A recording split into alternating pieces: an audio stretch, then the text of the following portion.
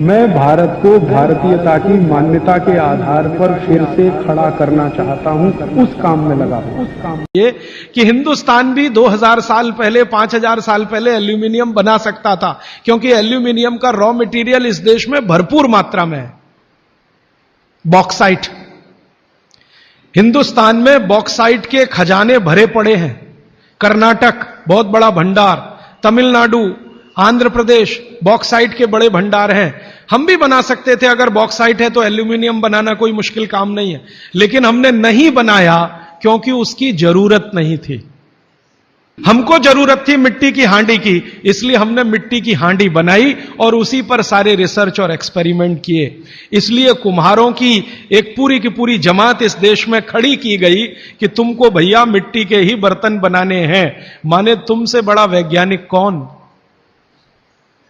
अब ये कुम्हार जो इतने बड़े वैज्ञानिक हैं इस देश के, जो मिट्टी के बर्तन बनाकर हजारों साल से दे रहे हैं हमारे स्वास्थ्य की रक्षा करने के लिए, हमने उनको नीची जाति बना दिया। हम कैसे मूर्ख लोग! वो नीचे कहां है जरा बताइए। अगर प्रेशर कुकर की कंपनी जो बना रही है प्रेशर कुकर वो ऊंचा आदमी है, तो ये कुम्हार नीचा कैसे हो गया? ये ऊंचा नीचा हमने डाल दिया इस देश में, इसी ने देश का सत्यानाश कर दिया। ये ऊंचा नीचा कुछ तो अंग्रेजों ने डाला, कुछ अंग्रेजों के पहले जो मुसलमान थे उन्होंने डाला, और कुछ अंग्रेज और मुसलमानों के जाने के बाद हम काले अंग्रेजों ने इसको ऐसा पक्का बना दिया कि कुम्हार इस देश में बैकवर्ड क्लास है। जो सबसे बड़ा वैज्ञानिक काम कर रहा है मिट्टी के बर्तन बना बनाकर आपके माइक्रो न्यूट्रिएंट्स को, आपके सूक्ष्म पोषक तत्वों को कम नहीं होने देने के लिए मिट्टी का सिलेक्शन करता है। वो आपको मालूम है, हर एक मिट्टी से बर्तन नहीं बनते। एक खास तरह की मिट्टी है वही बर्तन बनाने में काम आती है, और एक खास तरह की मिट्टी है जो हांडी बनाती है, दूसरे खास तरह की मिट्टी इसमें कुल्हड़ बनता है, तीसरे खास तरह की मिट्टी में कुछ और बनता है। यह मिट्टी को पहचानना कि इसमें कैल्शियम ज्यादा, इसमें मैग्नीशियम ज्यादा, इसलिए हांडी इससे बनाओ, और इसमें कैल्शियम मैग्नीशियम कम है इसलिए इसका कुल्हड़ बनाओ, ये तो बहुत बहुत बारीक और विज्ञान का काम है। ये सब कुम्हार कर रहे हैं, हजारों साल से कर रहे हैं, बिना किसी यूनिवर्सिटी में पढ़े हुए कर रहे हैं। तो हमें तो वंदन करना चाहिए, उनके सामने नतमस्तक होना चाहिए। कितने महान लोग हैं। दुर्भाग्य से सरकार की कैटेगरी में वो बैकवर्ड क्लास में आते हैं। तो ये जो मिट्टी के बर्तन की बात हुई, वो मिट्टी के बर्तन की बात इसलिए कि माइक्रो न्यूट्रिएंट्स का सब कुछ सामान्य रहता है, इसलिए हमारे यहां एल्यूमिनियम के बर्तन या दूसरे मेटल के बर्तन का चलन कम है। भगवान के लिए तो बनाते नहीं, धातुओं के बर्तन में खाना नहीं बनता, सभी मंदिरों में भोजन और प्रसाद ज्यादातर मिट्टी के। तो आप भी कर लीजिए ये काम, प्रेशर कुकर निकालिए, मिट्टी की हांडी ले आइए। तो आप कहेंगे जी दाल देर में पकेगी, सिद्धांत ही वही है दाल का, तो जो देर में खेत में पकी है वो देर में घर में भी पकेगी। तो आप बोलेंगे फिर टाइम मैनेजमेंट कैसे होगा? मैं आपको सरल बता देता हूं, दाल को हांडी में रख के चढ़ा दीजिए, बाकी सब काम करते रहिए, घंटे डेढ़ घंटे में पक जाएगी, उतार लीजिए, फिर खा लीजिए। घंटे डेढ़ घंटे में आपके झाड़ू पोछा, दूसरे बर्तन साफ करना, कपड़े साफ करना, या जो भी काम करना है, पढ़ना लिखना, बच्चों को पढ़ाना, वो करते रहिए, वो दाल पकती रहेगी। ये है भागवत जी का सूत्र कि ऐसा भोजन नहीं करना जो बनाते समय, पकाते समय सूर्य के प्रकाश से वंचित हो और पवन के स्पर्श से वंचित हो। यह तभी संभव है जब आप खुले बर्तन में खाना बनाएं तो पवन भी अंदर आए और सूर्य का प्रकाश की किरणें भी अंदर आए खुले बर्तन में, और वो खुला बर्तन सबसे अच्छा मिट्टी का हांडी। आप कहें जी मिट्टी की हांडी के बाद अगर कोई चीज है तो हमारे यहां एक मेटल बनता है जिसको आप लोग कहते हैं एलॉय है, कांसा। कांसा आपने सुना है, शायद देखा भी हो किसी के घर में। तो दूसरा सबसे अच्छा माना जाता है कांसा, तीसरा सबसे अच्छा माना जाता है पीतल।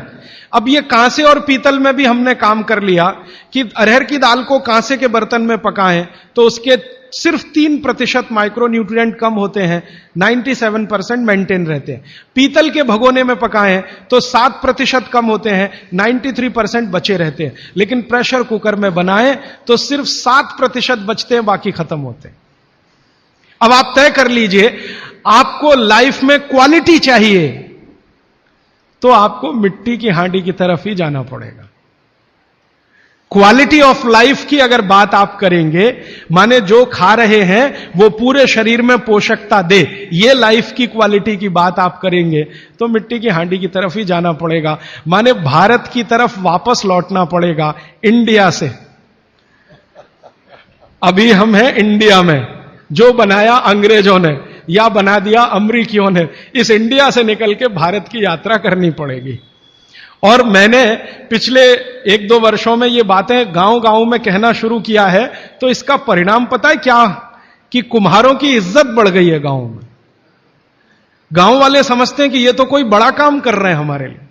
और मैं मानता हूं कि मेरे व्याख्यान की अगर कोई सार्थकता है तो वो ये कि कुम्हारों की इज्जत इतनी बढ़ जाए कि वो पंडितों के बराबर आ जाएं, क्योंकि वो किसी से नीचे नहीं है, क्योंकि वो किसी से छोटे नहीं है। भले वो मिट्टी के बर्तन बना रहे हैं, बहुत वैज्ञानिक काम वो कर रहे हैं। और मजे की बात कि वो हांडी बना के आपको 20-25 रुपए में ही दे रहे हैं, प्रेशर कुकर तो 250-300 रुपए का है।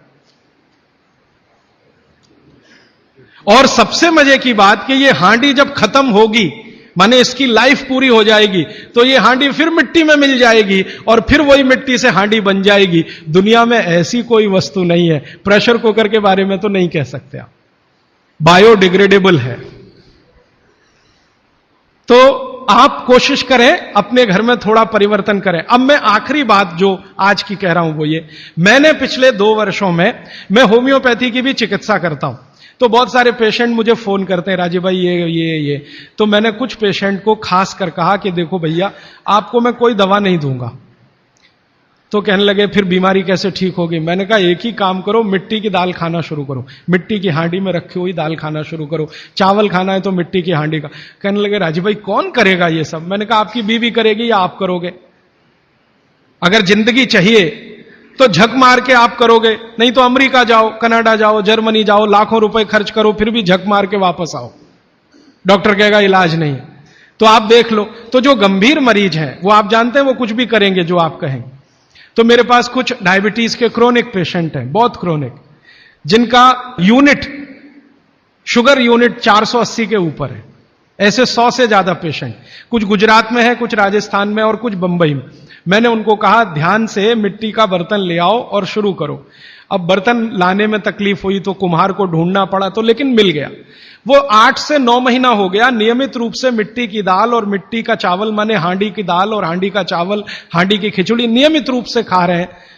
और अब तो उन्होंने मिट्टी का तवा भी ले आया अपने घर में रोटी बनाने के लिए। बाजरे की रोटी बहुत अच्छी बनती है इस मिट्टी के तवे पे, तो रोटी भी उसी की खा रहे हैं। 8 महीने के बाद सबका शुगर टेस्ट किया है तो 480 यूनिट वाला अभी 180 यूनिट पे है, बिना किसी मेडिसिन के, बिना किसी इंजेक्शन के, बिना किसी टॉनिक के। और होम्योपैथी की कोई दवा नहीं दी मैंने उनको। कुछ लोगों को ज्यादा परेशान थे, दवा भी दो, उनको प्लेसिबो दे दिया। प्लेसिबो समझते हैं? खाली गोली, दवा नहीं डाली। तो पेशेंट को लग रहा है कि मैं दवा खा रहा हूं, दवा खा के अच्छा हो रहा हूं। मुझे मालूम है कि वो कोई दवा नहीं है, वो प्लेसिबो है, वो अच्छा हो रहा है उस मिट्टी की दाल खा के, मिट्टी का चावल खा के, मिट्टी की खिचड़ी खा के। रिजल्ट ये है। तब मैंने मान लिया कि बाघभट्ट सच में महान आदमी थे। वो एक सूत्र लिख गए कि आप ऐसा भोजन मत करो जिसमें सूर्य का प्रकाश ना जाए, पवन का स्पर्श ना हो। तो वो आपके लिए अमृत तत्व है, भोजन नहीं है, वो अमृत जैसा है। मेरा हो मन स्वदेशी, मेरा हो तन स्वदेशी, मर जाऊं तो भी मेरा होवे कफन स्वदेशी।